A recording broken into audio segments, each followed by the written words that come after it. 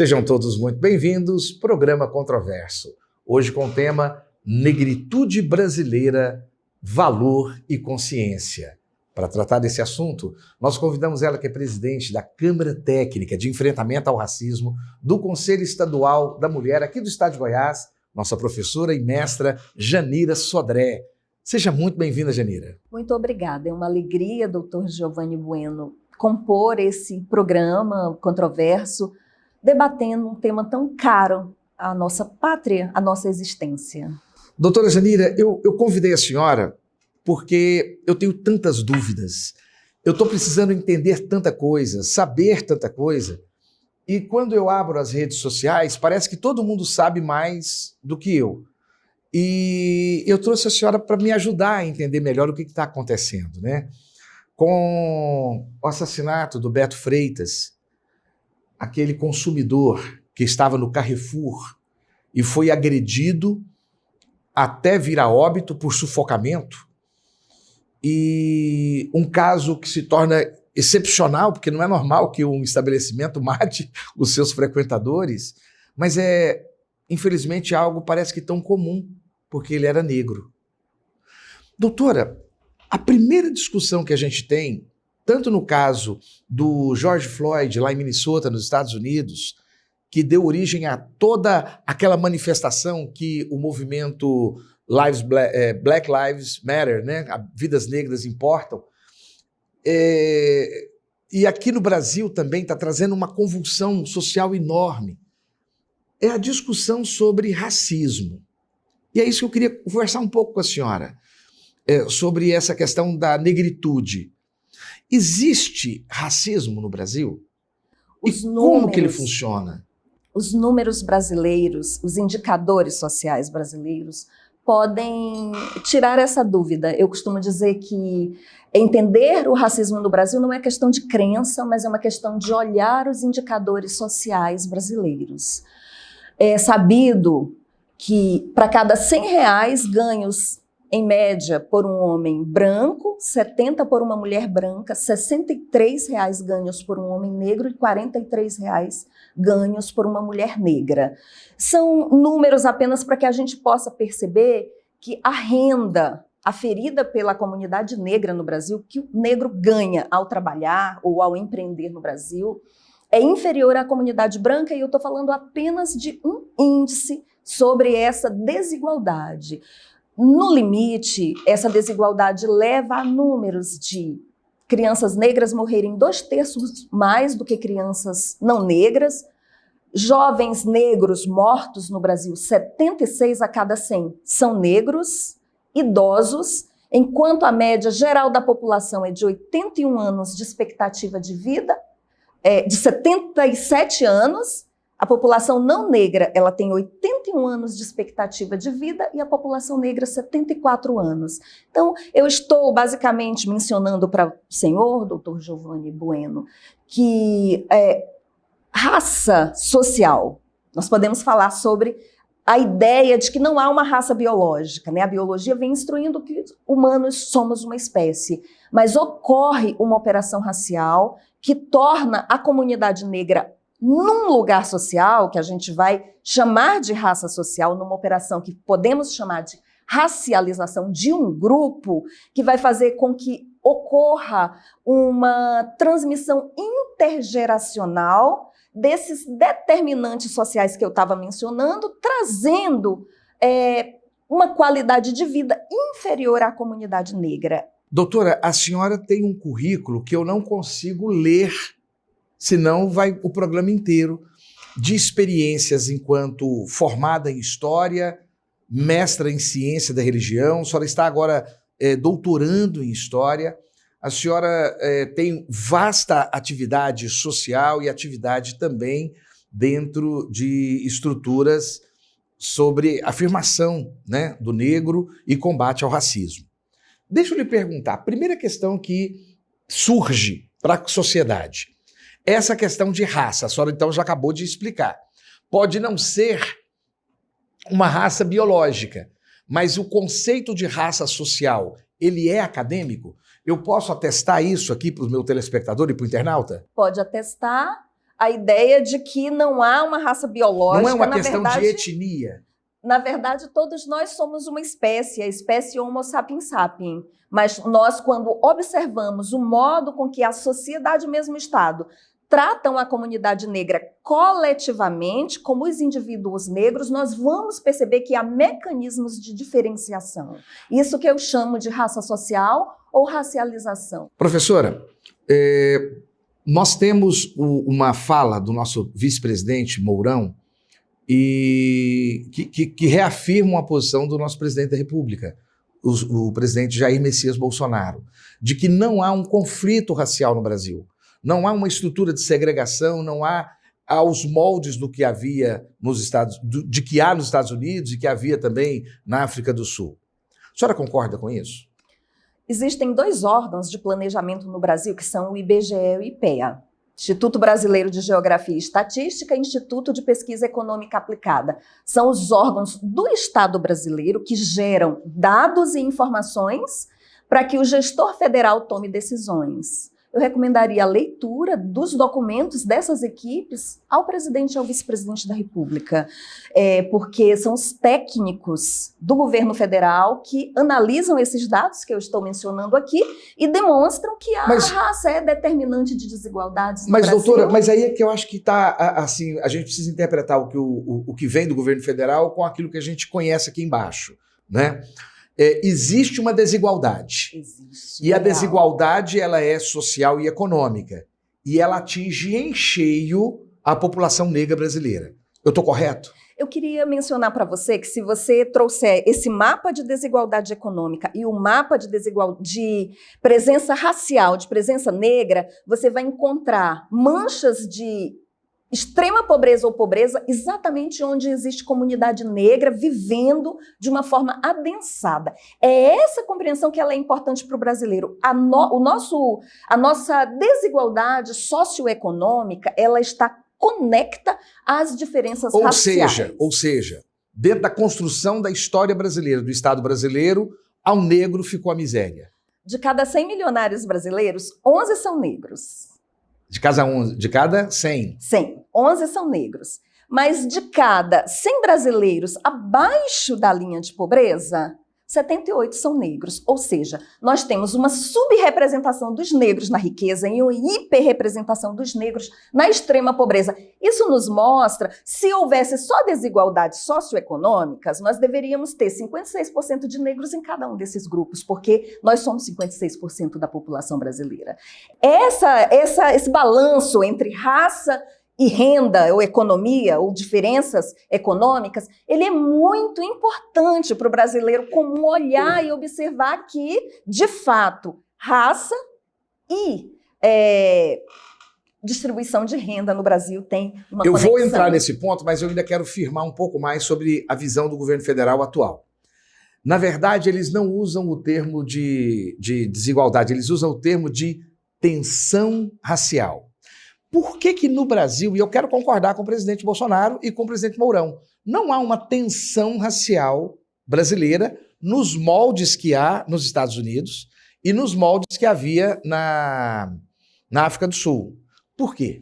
Eu quero responder a sua questão, mas E licença só um instante, ao telespectador internauta, eu queria que a senhora explicasse para eles, e não eu, o que é uma tensão racial. Ah, tá bom, eu explico, mas eu queria comentar, o próprio vice-presidente diz isso, estudou nos Estados Unidos, eu também atuei também como docente nos Estados Unidos, são modelos raciais diferentes. Lá é o modelo segregacionista e no Brasil, assimilacionista. Os dois são racismos. Eu gostaria que a senhora explicasse para o nosso telespectador, nosso internauta, exatamente o que é essa segregação do modelo americano e essa assimilação do governo brasileiro. Mas antes explicar, e depois, em seguida, explicar como funciona a tensão social e se no Brasil tem ou não essa tensão social. A tensão tem relação com o modelo racial. Na sociedade segregada, existiu, no caso americano, como na África do Sul, uma legislação que dá base a essa divisão, dizendo sobre os locais de moradia e trabalho dos negros separados dos locais de moradia e trabalho dos brancos. É uma lei famosa, né? Jim Crow, o Jim nome Crow. do senador que Isso. foi o relator da lei. Então, nesse modelo... E era democrata esse. O pessoal fala que os democratas eles apoiam o movimento negro, mas ele era um democrata na época, né? No modelo segregado não há hipocrisia. Eles são bem Assumidos. bem assumidos. Afirmam, nós somos iguais, mas separados. Aqui, nós somos diferentes, mas misturados, porque nós queremos Essa é a assimilação. assimilar essa população a um modelo desejado. A ideia de branqueamento, eugenia, né, a limpeza do sangue, ela já foi uma política de Estado no Brasil, no Império e no pós-abolição, inclusive. Né? No Império, pela introdução do braço livre europeu, e no pós-abolição, os primeiros anos da República, pelo ideal de mestiçagem para, como se dizia à época, dar um passo à frente, branquear a raça. As elites intelectuais Isso foi políticas, dito? Isso foi dito. No Brasil, então, dito. não houve o que houve em outros países, a proibição do relacionamento interracial, que era houve, crime, né? Não houve juridicamente. Em outros países era crime. Exatamente. No Brasil era permitido e exortado. Mas não efetivado, porque aí é um elemento do papel da mulher negra nesse processo, como digna de afeto ou de erotismo, mas esse é um tema à parte. Eu gostaria de voltar à questão que você me trouxe sobre a fricção racial. Mas eu vou voltar a essa questão da mulher no segundo bloco. Sim, podemos falar sobre isso. Mas só para mencionar, então, como não há hipocrisia na sociedade segregada, ela é mais honesta, né? A comunidade negra, ela compreende o seu lugar, e ela luta e reivindica. Nós poderíamos perguntar por que os Estados Unidos, um país que tem 12% de negros na sua formação populacional, já teve um presidente da República negro. Com 12%, ou seja, muito menor do que o nosso percentual, e com senadores negros, deputados negros, presidente da República Negra. Mas no Brasil... E com milionários negros. Um intelectual importante nosso, que é o Kabengele Munanga, né, de proveniência ganesa, mas naturalizado brasileiro, professor aposentado da USP, ele diz: o racismo brasileiro ele é um crime perfeito, porque ele existe, inclusive ele segrega.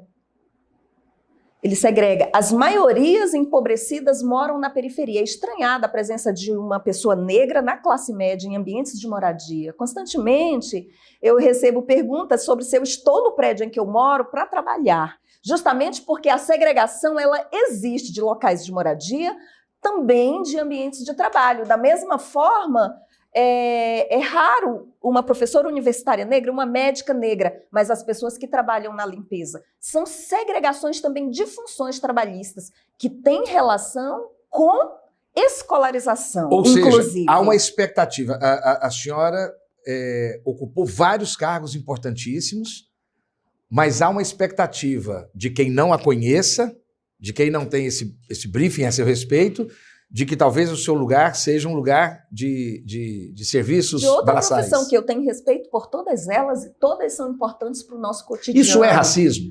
Essa expectativa que a pessoa tem de que determinada atividade de trabalho é voltada para as pessoas de pele mais escura, pessoas negras, pessoas pretas, isso é racismo? Absolutamente, porque é uma negação da capacidade intelectual e a rotulação da ideia de um trabalho um trabalho que não tem relação com o desenvolvimento do pensamento, e a negação da humanidade, das capacidades negras, são parte da primeira pergunta que você me trouxe. Existe racismo? Existe. É uma estrutura sistêmica e epistêmica. Ela estrutura a nossa sociedade e estrutura a nossa mente, o modo de pensar do brasileiro. Democracia racial brasileira existe? Ela é uma ideologia de elites, ela foi consumida fortemente, amplamente, e ela não existe quando a gente observa as condições de vida da população negra no Brasil. A senhora pode comentar comigo, antes de nós encerrarmos esse bloco, o que é ser negro? E o que é a negritude? A negritude é a consciência da pertença a civilizações muito antigas no mundo, porque o fenômeno humano, hominizado e humanizado, se deu primeiramente no continente africano.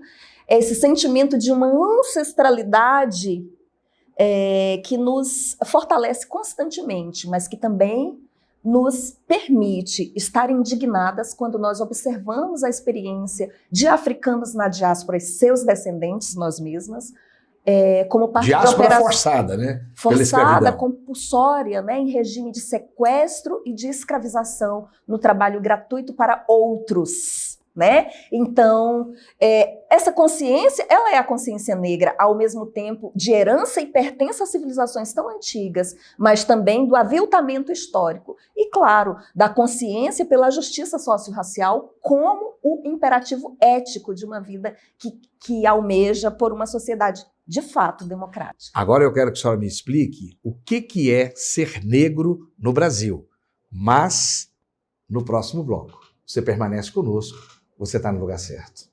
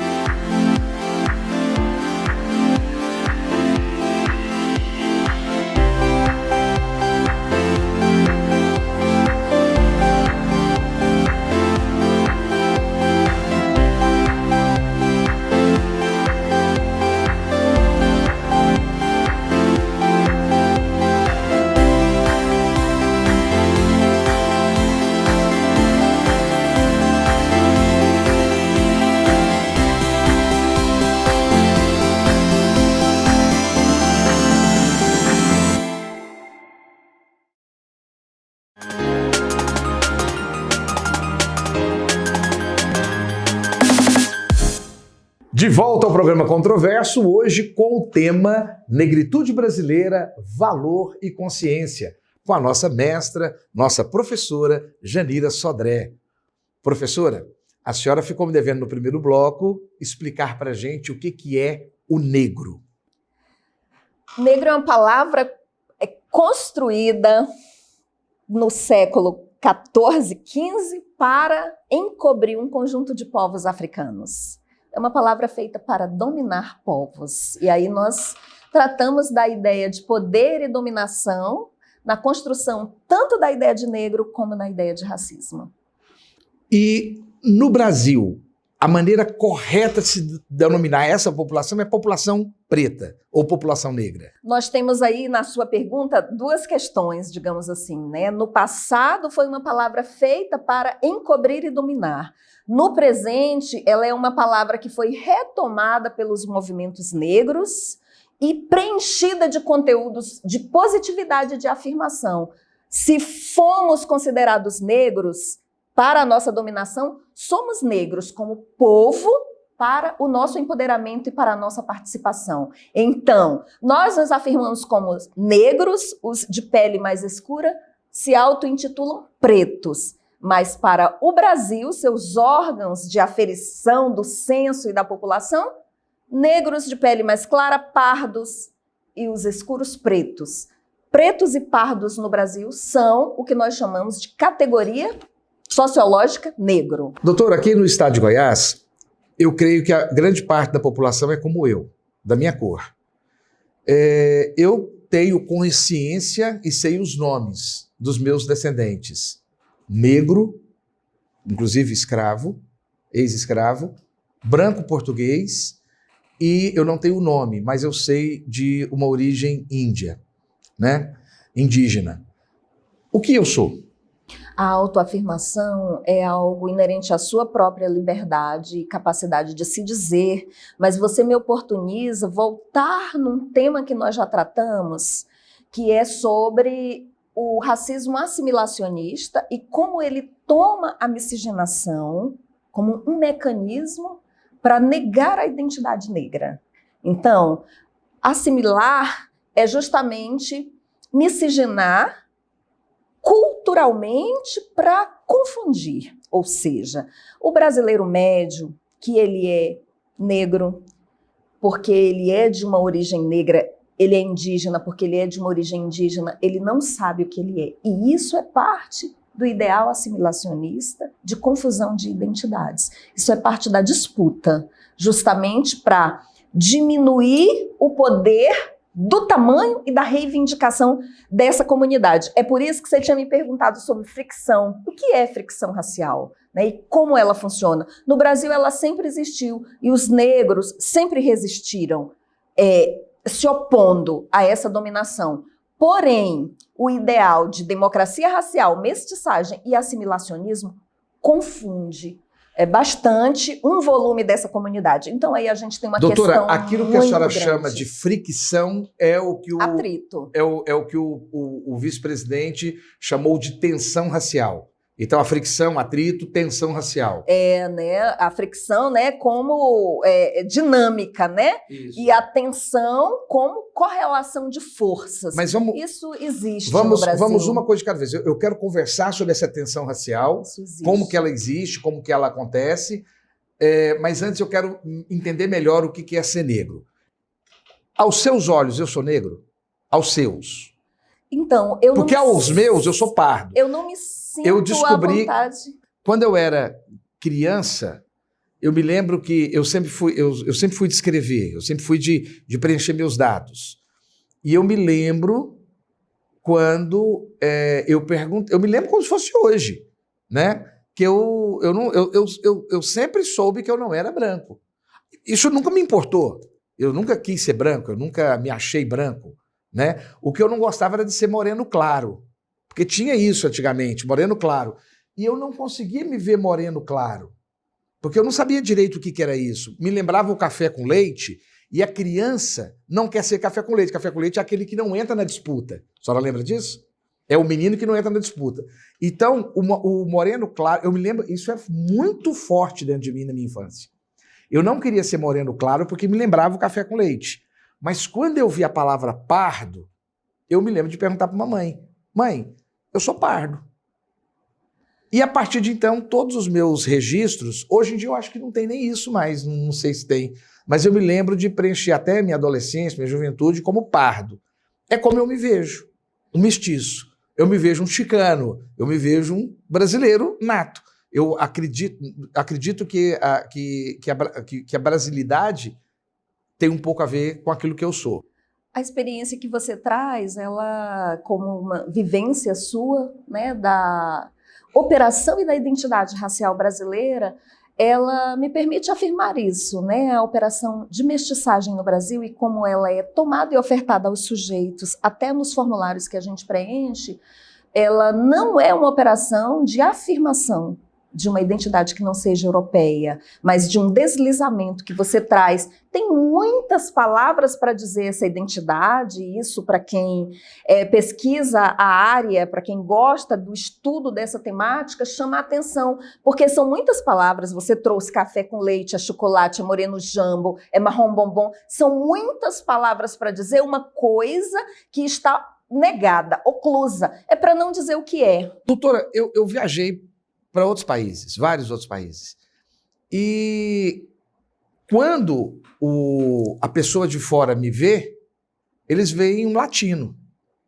Eles não veem um homem negro. Nem um branco. E não, mas eu nunca quis ser branco. Essa é a questão, eu quero saber quem eu sou. Mas eles me veem um latino, eles me veem como vê o mexicano, como vê o colombiano. Eles me veem um latino. Mas não é uma identidade? Com certeza. E essa sua experiência... E eu amo ser latino, viu? Eu amo ser goiano, amo ser latino, sabe? Eu me vejo assim.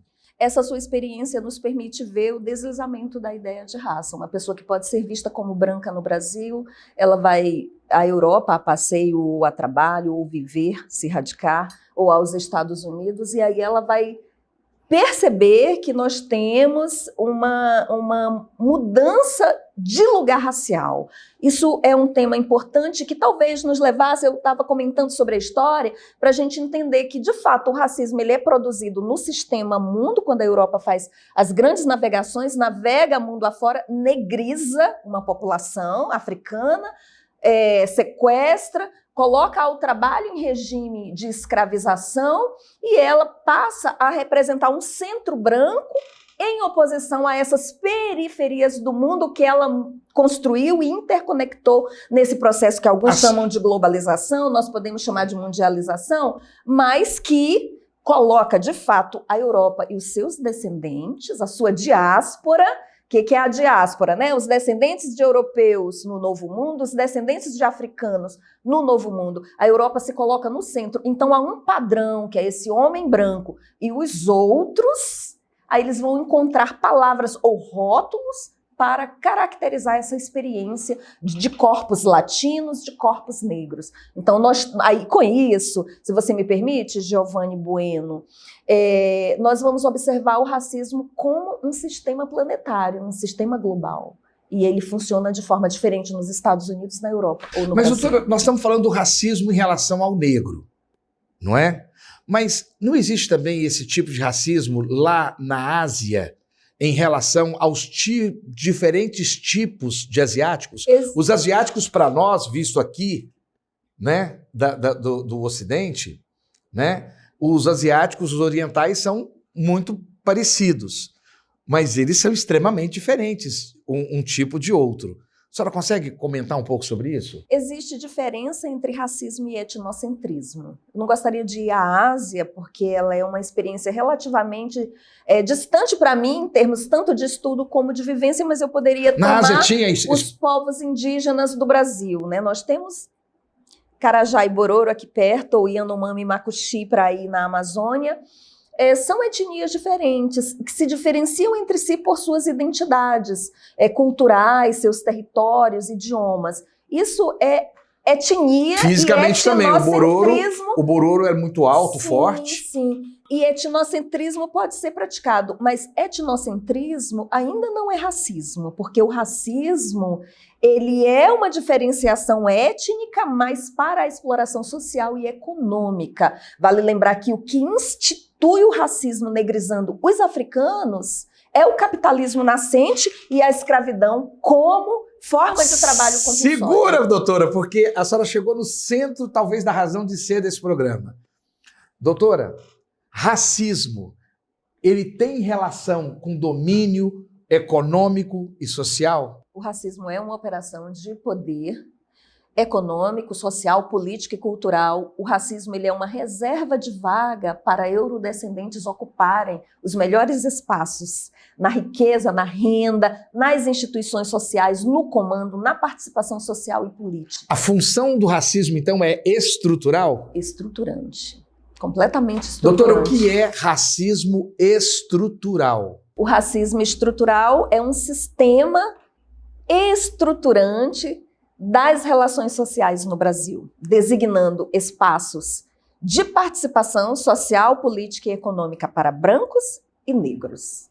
Aí o telespectador ouve e fala, isso é um absurdo, a doutora Janira está mentindo, a doutora Giovanna está me enrolando. Não existe isso no Brasil. Não tem nenhuma lei que faz isso, não tem nenhuma estrutura de comando, não tem nenhum capitão do mato organizando isso. Quem que está estruturando esse racismo?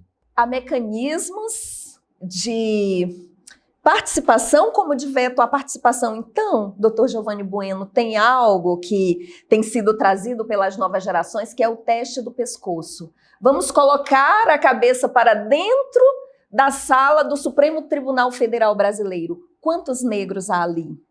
Vamos olhar a galeria de presidentes da República da nossa história de 131 anos, completadas agora no dia 15 de novembro.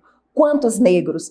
Quantas senadoras negras? Quantos médicos negros você conheceu no decurso da sua trajetória como cidadão e paciente que vai em busca da sua saúde? Quantos professores negros o senhor teve enquanto estudava na Faculdade de Direito, aqui mesmo, na nossa Universidade Federal tão querida? São modos de nós percebermos que há uma estruturação e um veto de acesso a essa participação em escalões mais altos que o brasileiro, ele naturaliza. E é isso que as pessoas pensam que é a democracia racial. Na verdade, a chamada democracia racial é a negação do questionamento sobre a ausência de negros nos escalões mais altos e a naturalização de uma grande presença de negros nos escalões mais baixos, como se fosse natural aos corpos negros as funções subalternas e natural aos corpos brancos, caucasoides, eurodescendentes, as posições mais altas. O que é caucasoide? Uma palavra muito antiga para falar do povo branco. Ótimo. Caucasiano. Caucasiano. Eurocaucasiano. Identifica os brancos com o Cáucaso, né, que é uma região ao norte, a Eurásia. Doutora, interessante a senhora comentar sobre o STF, porque havia um negro e a impressão que tem é que ele era incômodo, né? Enquanto tem debates muito fortes dentro do STF, inclusive pessoais, mas a presença do único que eu me lembro ministro do STF é uma constante incomodação, como se ele sempre fosse uma pessoa impertinente. O negro de sucesso é impertinente? Incomoda.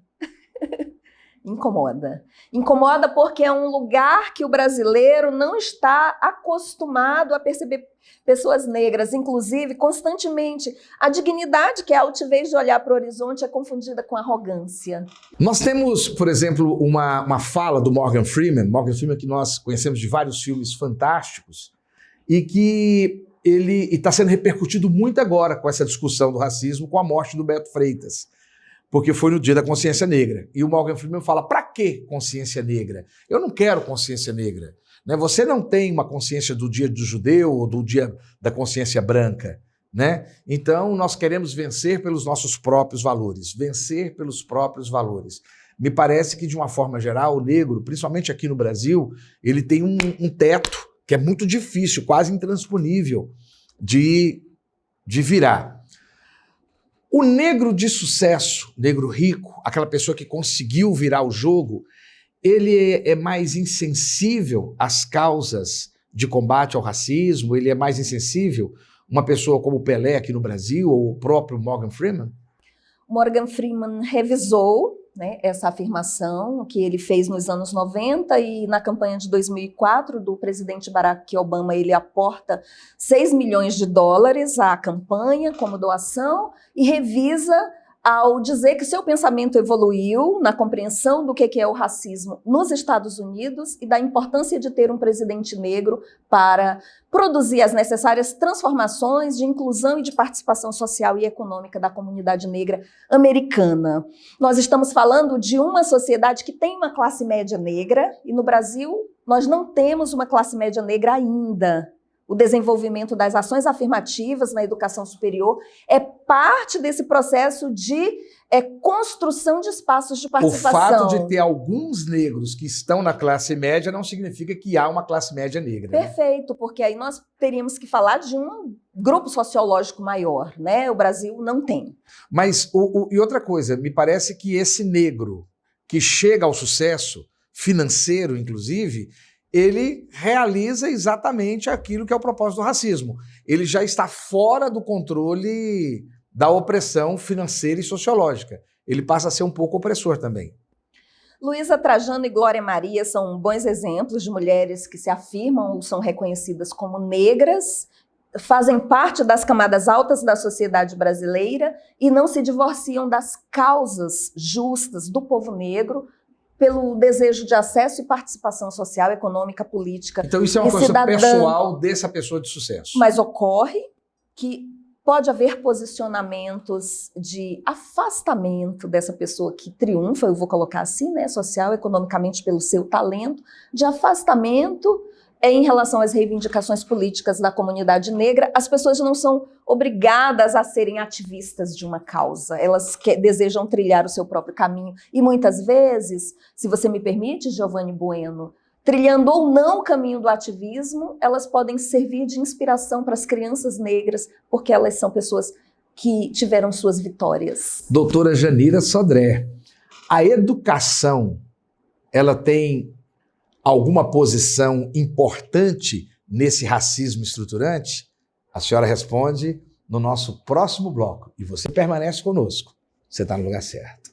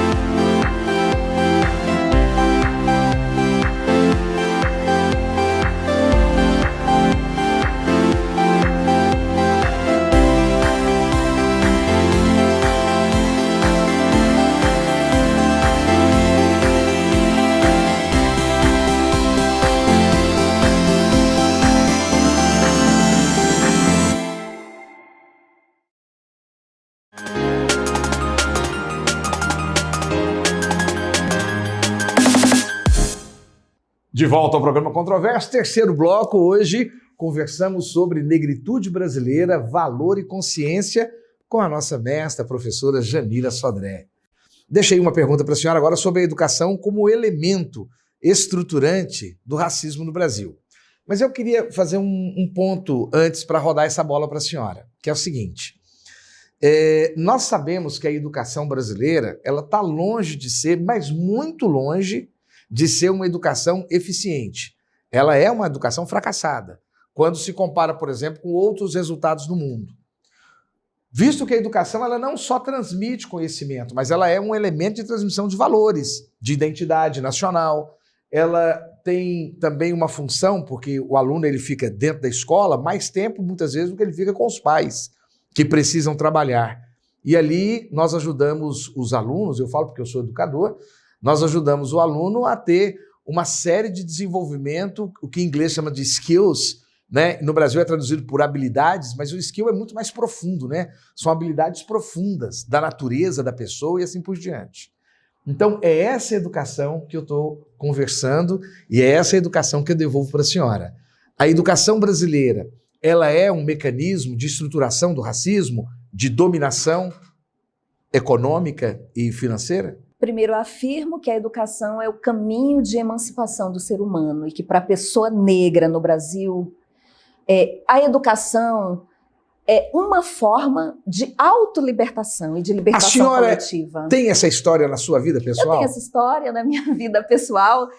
Conversando durante a produção do programa, eu estava te dizendo que a minha mãe foi quebradeira de coco, babaçu, e o meu pai um pequeno agricultor da agricultura familiar no interior do Maranhão.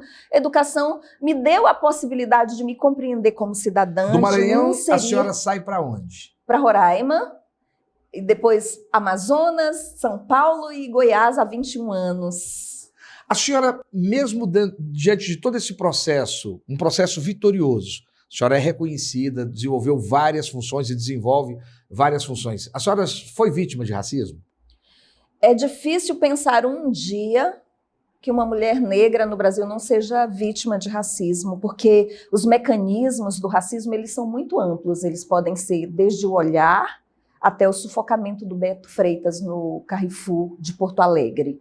Então, podem ser muitas as formas dessa opressão. Eu já recebi de um RH a seguinte resposta: você é a melhor, mas os pais não te aceitariam. Era uma escola de elite da rede privada em Roraima, onde a senhora eu me não está tornei de professora. mimimi, não?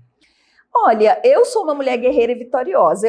A minha mãe dizia que o bom cabrito não berra. Eu reclamo pouco, mas eu não sou cega. Então, o racismo, ele não é uma frescura de um grupo específico? Você estava mencionando sobre a escola, né? Na escola brasileira, as crianças negras são ensinadas a calar e a ter vergonha do que são. E as crianças Alisar brancas o cabelo. São ensinadas que aquilo é natural. Às vezes até no livro didático. Ontem eu estava falando sobre o livro didático, as transformações que ele sofreu no Brasil e que ainda precisa sofrer. Mas o livro didático que eu estudei mostrava negros sendo supliciados nas gravuras do Debré. O livro de história e a professora de história não, como diz a juventude, problematizava, não dizia nada daquilo, passava como natural. Então, eu afirmo a educação como um campo de emancipação, de libertação, um campo de possibilidades, mas nós precisamos avançar muito. Doutora, ainda no Brasil. essa questão do racismo não é uma desculpa da esquerda para poder voltar ao poder, para poder dominar e para poder controlar a mente dos trabalhadores de classe média e pegar esse pessoal também para gerar uma revolta de classe? Sueli Carneiro... Não é conversa de comunista, não? Sueli Carneiro é uma pensadora paulista. Ela diz, entre a esquerda e a direita, eu continuo preta. Então, Eu queria que a senhora repetisse isso de novo, por favor. É verdade. Como é que verdade. É o texto? Entre a esquerda e a direita, eu continuo preta. Isso para dizer que a produção da cidadania dos negros no Brasil não tem correlação com brigas ideológicas, tem correlação com a ideia de uma república que se funda na igualdade. Cidadãos, é o que nós somos. Então, nós não estamos na pauta antirracista, nem por causa da direita, nem por causa da esquerda, mas para afirmar que negros são seres humanos e aqui cidadãos brasileiros. Outra pergunta do tiozão do WhatsApp.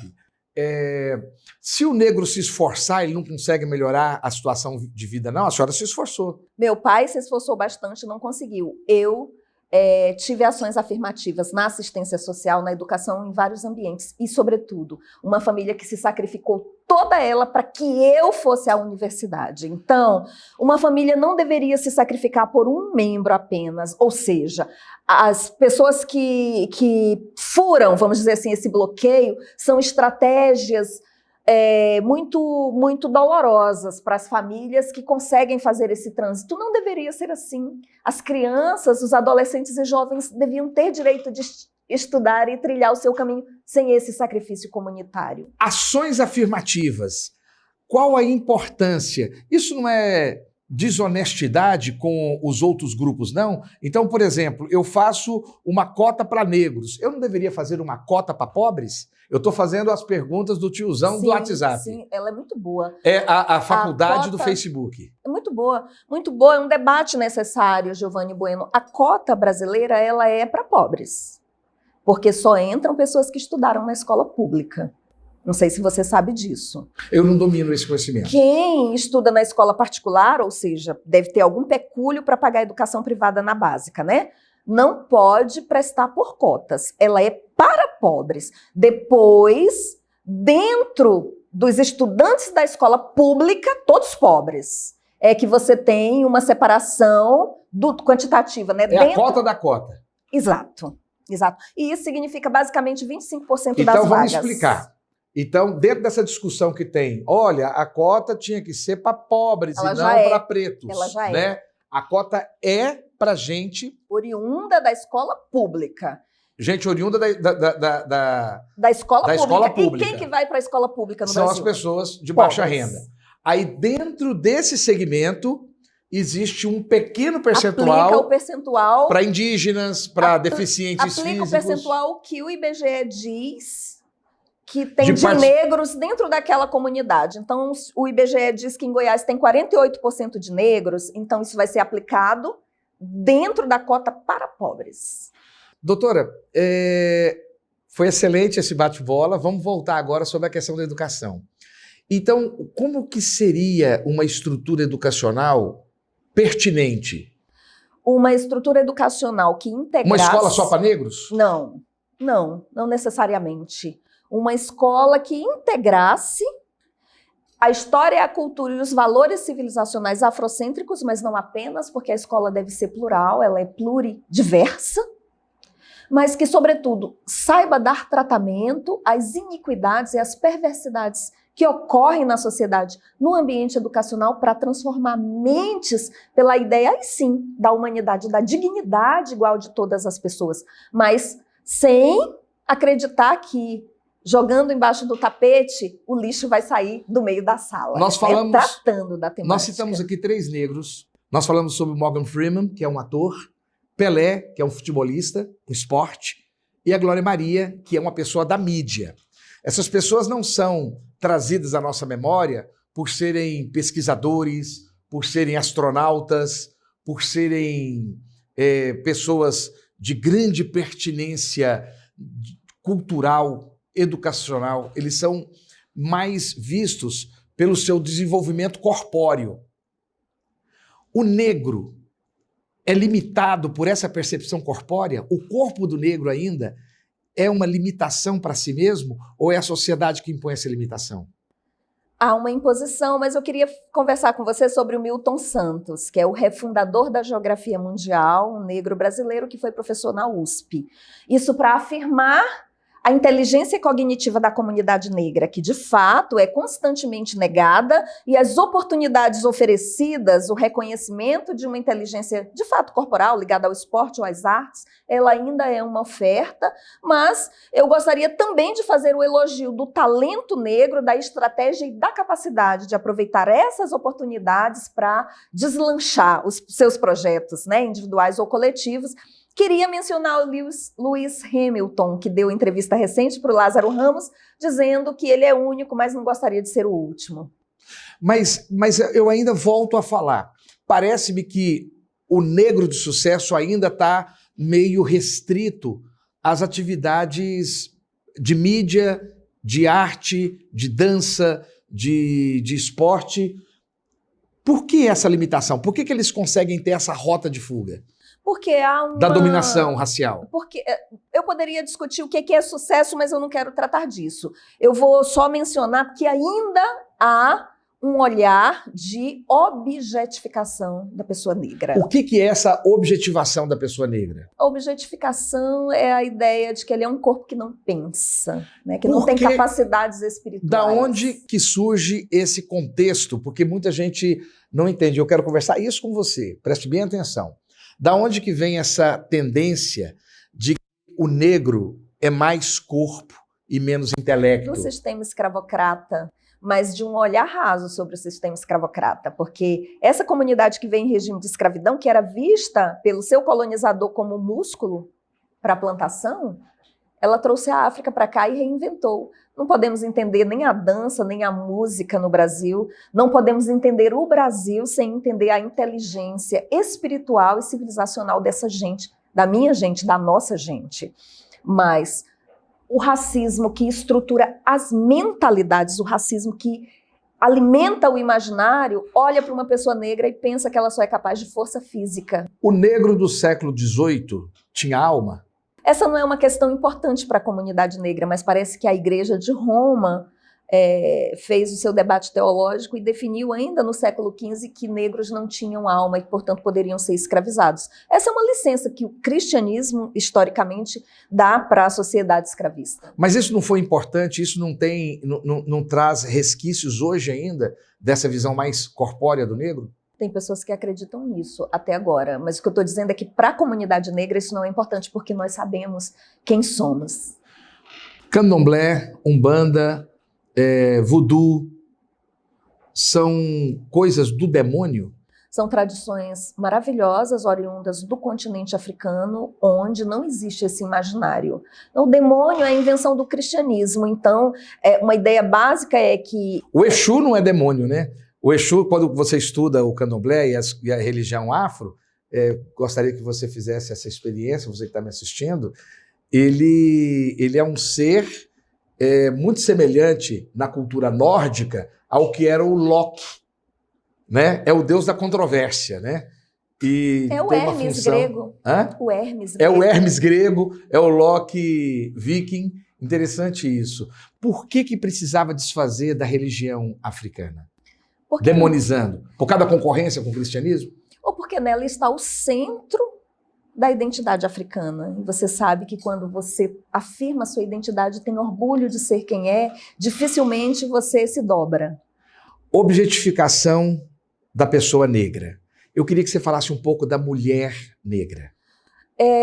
A escravidão moderna, essa escravidão da qual nós estamos falando, ela coisifica o escravo, né? No sistema jurídico da época, o escravo é uma coisa que anda e fala, uma coisa que anda e fala. Então, esse olhar para o corpo das pessoas negras, homens e mulheres, como objetos dignos de serem tratados não exatamente como iguais, né? Então, essa objetificação, ela vai transformar a pessoa negra num fetiche. Então, a gente fala de uma super sexualização do corpo da pessoa negra. Muitas ideias atravessadas por um ideal de supererotização da pessoa negra. Doutora, eu tenho a impressão que, na verdade, nós que vivemos um escravagismo brasileiro negro, nós não temos uma real dimensão de que essa questão da sexualidade, da hipersexualização do escravo, na verdade, ele é histórico e é de qualquer etnia no mundo, não é isso? Sim, os sistemas escravistas, eles colocam escravos e escravas ao serviço sexual também. Então, a marca da sociedade colonial escravocrata é de objetificar também o corpo negro como um fetiche para uso na sexualidade. Então, mas os escravos romanos eram assim também, os escravos sim, gregos, os escravos nórdicos. Uma marca da experiência escrava, mas o que acontece com a escravidão moderna é que ela é negrizada. Lembra que eu tinha usado essa palavra? A escravidão, ela para de ser ampla no mundo moderno, a Europa faz o elogio do trabalho livre para os seus, mas escraviza os africanos. E aí nós temos uma localização, volta de novo para o tema racial, negra da experiência escrava, e aí essa objetificação do corpo escravo é, na verdade, a objetificação do corpo negro, visto como coisa que pode ser usada também para o prazer sexual. A objetivação é quando qualquer homem ou mulher, bate o olho numa pessoa apreciável, uma pessoa bonita, esteticamente aceitável, mas não enxerga um ser humano, mas sim um objeto de sexo, uma coisificação. Não há uma proposta de relacionamento pessoal, mas apenas de satisfação do prazer. Seria uma diferença grande entre o erotismo e a afetividade, né? Uma diferença grande. Então, o Gilberto Freire, né, escreve Casa Grande Senzala dizendo, ele faz lá uma escadinha evolutiva da experiência sexual do menino branco da Casa Grande, com a bananeira, com a cabra, com a negra, com a mulata e casa com a branca. Ele faz isso em Casa Grande Senzala, é um livro falando de sua experiência biográfica, mas ao colocar isso por escrito, o Gilberto Freire transcreve como as elites, os homens brancos, observam a experiência. Esse olhar, ele não fica só na questão sexual. Eu queria que a senhora, já estamos nos minutos finais, nós temos 2 ou 3 minutos só, eu queria que a senhora falasse um pouco sobre a maneira de cercear essa mulher socialmente, deixando um pouco à margem da sociedade. Existe essa situação? Existe completamente. As mulheres negras, para dar um exemplo apenas sobre casamento, são as últimas a serem escolhidas para o casamento como tendência estatística no Brasil. Adoção. Adoção, as crianças negras permanecem nos abrigos enquanto crianças brancas são ofertadas para adoção mais rapidamente. O homossexualismo feminino negro também, parece que é bem agredido também. Sim, nós temos penas exemplares, né, de estupro, de agressões físicas até a morte. Várias experiências brasileiras com essa. Professora Janira Sodré, o nosso tempo é muita coisa para nós conversarmos e o nosso tempo é pequeno para esse oceano de percepções e assuntos que nós temos para tratar. Eu sou muito grato da senhora ter vindo atender o nosso pedido. Já fico intimando a senhora para retornar ao nosso programa, para conversarmos um pouco mais sobre esta e outras questões. E eu deixo aqui a nossa câmera para a senhora. Queria que a senhora trouxesse uma mensagem final sobre negritude brasileira, valor e consciência. Muito obrigado por só ter estado aqui. Eu que agradeço. Afirmar o valor, a consciência e a estratégia da negritude como parte do desenvolvimento do nosso país, como parte da sua beleza e da diversidade. Sou grata por estar aqui e tratar desse assunto com vocês. Esse é o programa Controverso. Você está no lugar certo.